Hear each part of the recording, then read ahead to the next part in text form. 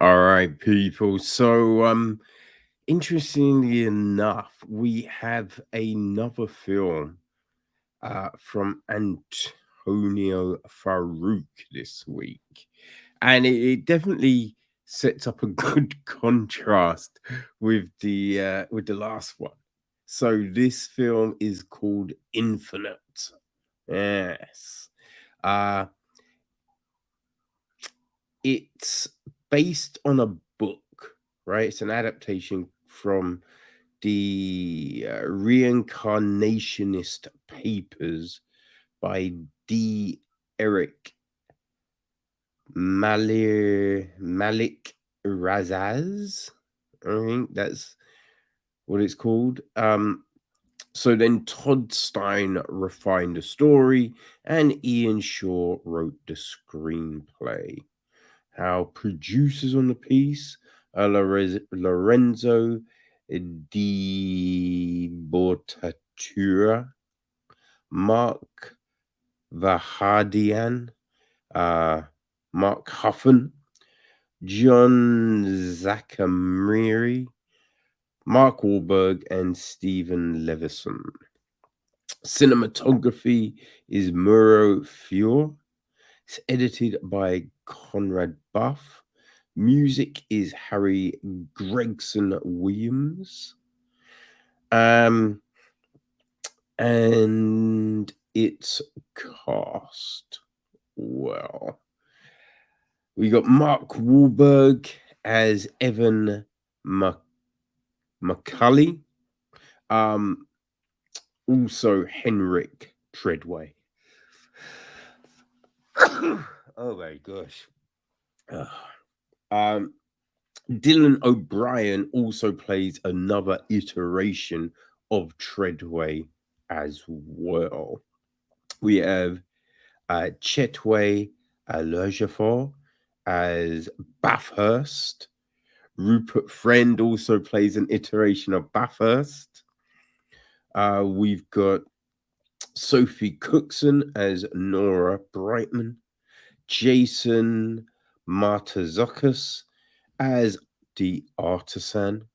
Toby Jones as Brian Porter. Johannes Hakor Johannesson as Kovic. Liz Carr as Garrick. Kay Alexander as Trace. Tom Hughes as Abel. Joanna Rivera as Leona. Wallace Day as Agent Shin, and Rafaela Campion as Jin Yu.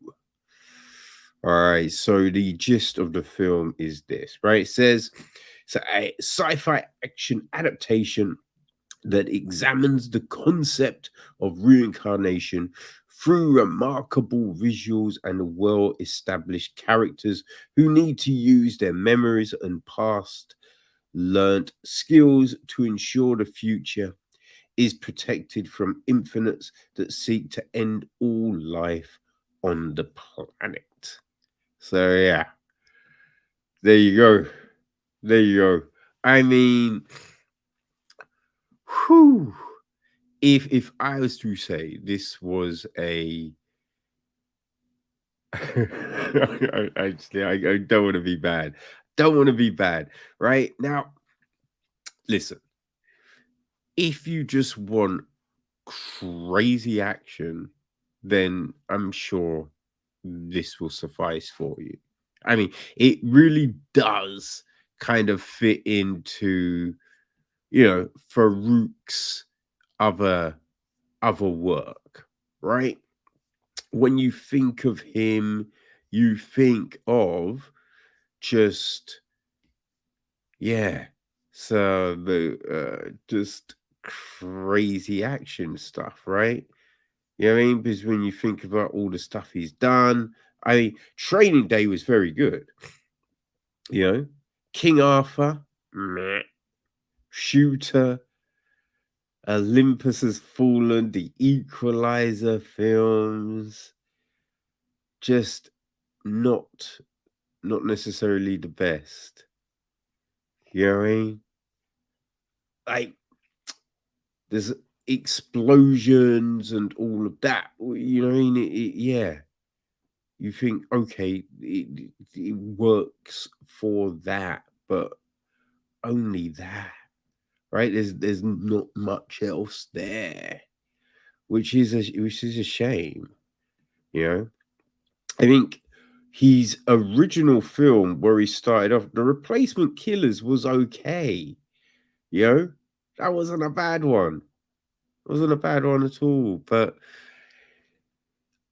yeah, so we start off with car chases, like these elaborate car chases, which essentially you do wonder, do we need this? You know what I mean? But it's a long ass car chase with two kind of simultaneous car chases happening at the same time.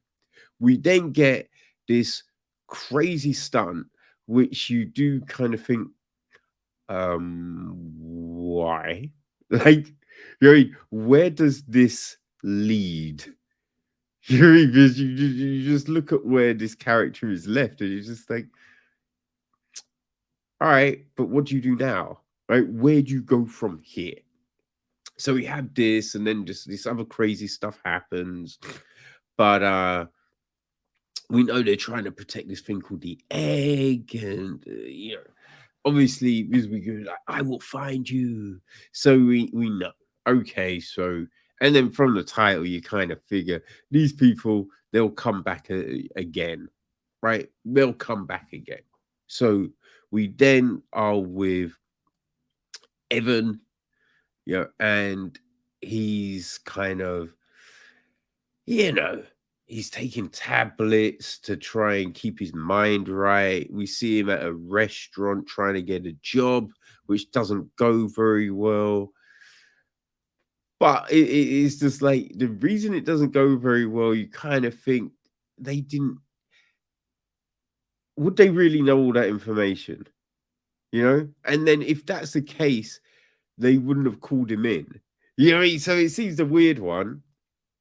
It seemed a weird situation to have there because it doesn't really do anything for the story, right?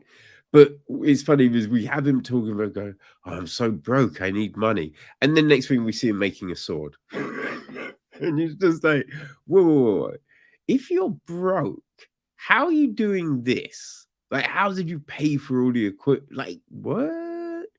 But as he's doing the sword, he's kind of giving us more information. You know what I mean? Like, oh, have you ever known how to do anything? But wonder where these skills come from. You know, he just like, okay, okay. And we see him go to deliver the sword to get money. Like, you know, this situation isn't going well. And it's just seems like you know, it seems to show us how badass this dude is, right? That's what we have here. And it gets to the police station and everything then goes crazy. Everything goes crazy. But we have this thing at the police station where they're driving cars inside the police station. And you're just like, what are we doing here? Like, what the fuck is this? Like, what's happening? This is ridiculous. It's just ridiculous, right? Um, but it just sets the tone for the film, right? When you see stuff like that, you're like, okay. I don't need to turn my brain on for this. I'm on autopilot right now. You know what I mean? I'm gonna sit back. I'm just gonna let the shit flow over me. um, so yeah, we have that happen, and now he's introduced to the full world, right? Introduced to the full world and the different concepts and everything like that involved, which kind of don't necessarily make any sense. You know, we got Broadhurst, his main goal, which you'd be like, okay, did we look at other ways to do this thing? But you went, fine, that's your goal. How have you convinced all the other people around you to be down with this? You know, because that's the big thing. You can be like, okay, I could buy this one character maybe thinking this thing, but how have they convinced these other people to go along with it? Right? That's something we never know because it's just like, has they told him the truth? Has he lied to them? What's the deal here? So there is all of that. It we do so many cliches in here.